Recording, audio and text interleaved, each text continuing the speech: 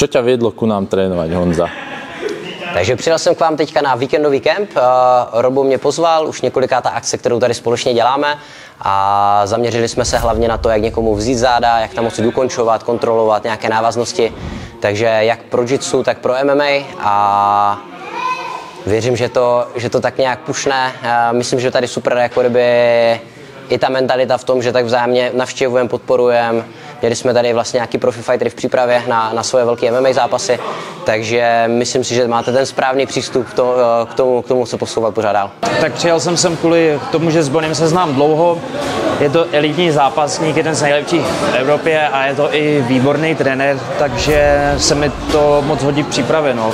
Ale jako jsme ještě kámoši a Bony má nekonečnou technik, tak je to tady superový. Tak do Dracula Gymu som prišla trénovať, lebo tu je moja kamoška a sparring partnerka Veronika Smolková, s ktorou sa mi veľmi dobre trénuje. My si vyhovujeme aj ľudsky, aj tréningovo, takže je to, si myslím, že taká win-win situácia pre obidve. Ako hodnotíš kvalitu tréninkov a prostredia, v ktorom sa trénuje?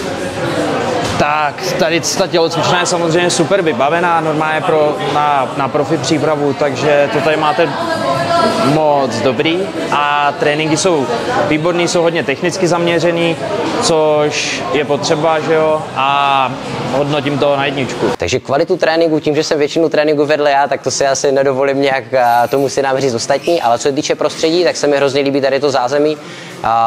Máte tu několik vlastně prostorů, kde se dá parádně potrénovat. Po trénincích jsme si dali i saunu, myslím si, že tady máte jedno z nejvíc profi a kvalitních zázemí, co jsem viděl. Tak gym je úplne super vybavený, pekné prostredie veľmi, všetko je tu také nové, čistučké, takže to hodnotím veľmi pozitívne.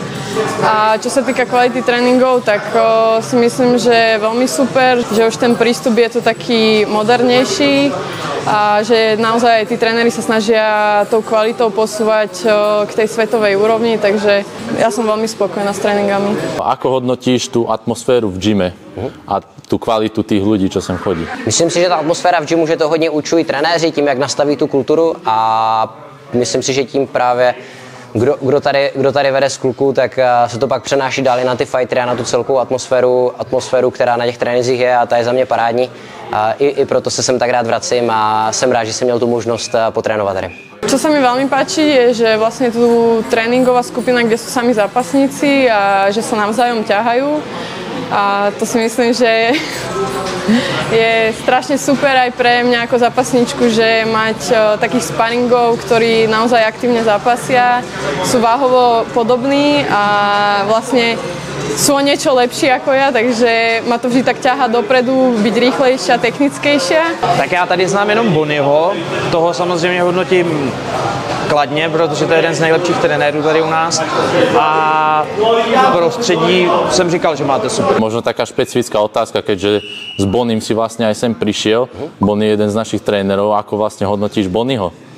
Tak my se známe už strašně dlouho, už vlastně dlouho předtím, než vlastně nastoupil tady, začínal tady učit. S Bonym už se potkáváme nějakých 7-8 let a myslím si, že máme velmi podobnou mentalitu v tom, že se nechceme zavřít ve svém gymu a jenom si je to svoje dokola, ale rádi cestujeme, učíme se pořád nové věci, máme k sobě velmi blízko tím uvažováním, stylem tréninku a myslím si, že i proto tak nějak rádi vzájemně spolupracujeme. Či si zkusil našu regeneráciu, která je dostupná? Regeneraci jsem ještě neskusil, ale jdeme zrovna teďka na ní. Bony zapíná saunu, takže jdem na to.